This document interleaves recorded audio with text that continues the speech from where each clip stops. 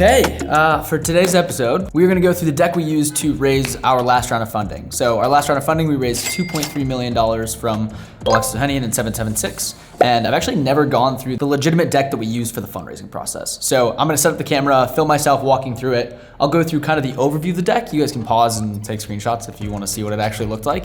And then some general pointers or advice or things that I like to give when people ask me for feedback on their pitch decks. So hopefully this will be helpful, and feel free to steal whatever you want, because this deck was made in 2022, so it's a little bit outdated and our product is no longer going down this exact direction. But I think we did a good job and I'm pretty proud of some of the things, so let's kick it off. So here is the original deck that we used for raising our seed round of financing back in 2022.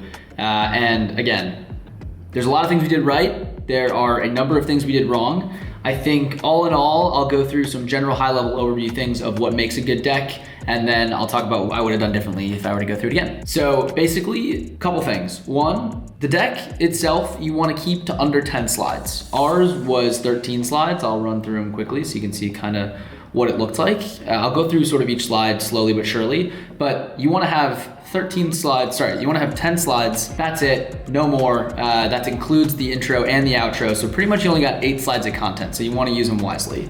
So first things first, one of the things that I think we did really well, and this was advice given to me by folks that are a lot smarter than me, was in the intro slide, you want to make sure you have something that gives this sort of like Salesforce plus Square for creators. When you're going out to raise funding, the investors that you're talking to, they might not know exactly what it is that your product is doing, and so to give them something to compare it to that is a huge business that they can understand is very, very helpful when trying to tell that story. So for us, that was all-in-one creator management, which was Salesforce meets Square for creators of any kind.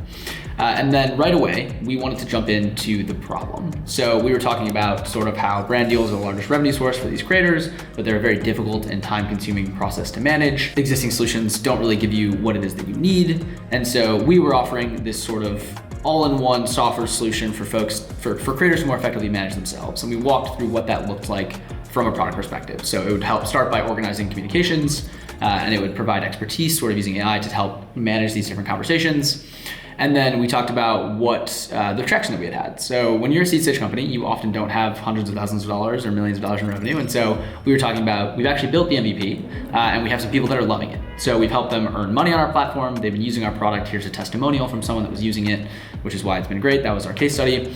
And then we were talking about, okay, here's our ask, right? It's time to accelerate our growth. We're raising our seed round to reach $1 million of ARR in 12 months, and we're gonna spend that on the only thing you can spend VC dollars on, which is hiring, sales and customer service, I guess marketing if you want to, but development costs as well. Next slide was the time is now and why the creator economy was so crazy back in 2022. It's still so crazy. It's still one of the most fastest growing industries, and the piece of it that we were tackling was very specifically the brand deal market size, which was growing at a compounded annual growth rate of around 33%.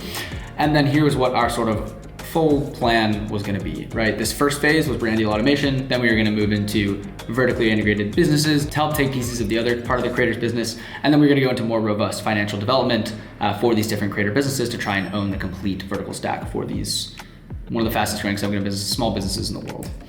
Here's the team, great, and then the goodbye slide. So all in all, some things to note that are very important when building a deck is that we spent maybe 2 weeks on this deck and we thought it was really good. I still think the design is great. The average time spent on it via DocSend, I think was under 40 seconds for the entire deck per person. And so the thing you have to think about through this process is that people are really only using this as a method to get into the door. So as you think about how you want to structure the deck, you really want to think about what is the fastest way possible to get the most amount of information in a way that's really engaging, because people are only going to spend literally 30 seconds on what it is that you're building. So general advice is try and tell it like a story, keep it under 10 slides. Make sure each slide has a very compelling visual so people can kind of get the idea if they're just going to look at it and seem interested.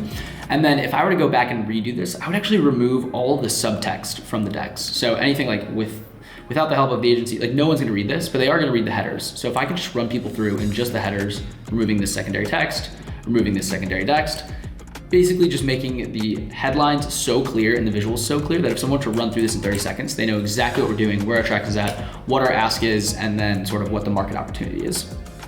Another piece of really good feedback that I think we got was the ask slide. So a lot of people are just gonna say, hey, like at the end of this pitch deck, they'll be like, we're raising our seed round or we're raising this amount of money. I think what really, really helps is when you say we are raising X amount of dollars to get to a very specific revenue target in the next certain amount of time frame. And you can make it a little bit more ambitious than might be, you know what I mean, accurate, maybe the bull case scenario. But basically, you want to come to an investor and say, hey, with this money that you're giving us, we are going to buy this much in recurring revenue in this short amount of time frame, which then is obviously a no-brainer to kind of run down this route and invest and sort of take on that bigger swing. So this was the original deck that we created. Those are sort of the things that I would change if I were to go back through it. I think all in all, we had a pretty successful deck. And as we go into our next financing rounds, I will sort of bring y'all along with us as we make those new decks. I learned a lot through this process. Hopefully you guys learned something from this as well. And yeah, if you want any feedback on your decks and you want to send them to me, literally just email me or comment on this video. I'm not sure anyone watches these, but comment on this video. Even in 10 years from now, if this video ever blows up or these videos ever take off and you want advice, like I will be here to answer it, and I'll be really, I'd love to look through it. So I'll be candid with my feedback. Anyway, that's what we did. That was the deck that helped us raise $2.3 million. We ran a process, I made a video on that. So if you want to know what that looks like, you can find that down below. And so yeah, hope that was helpful. Thanks so much for watching. We'll see you tomorrow.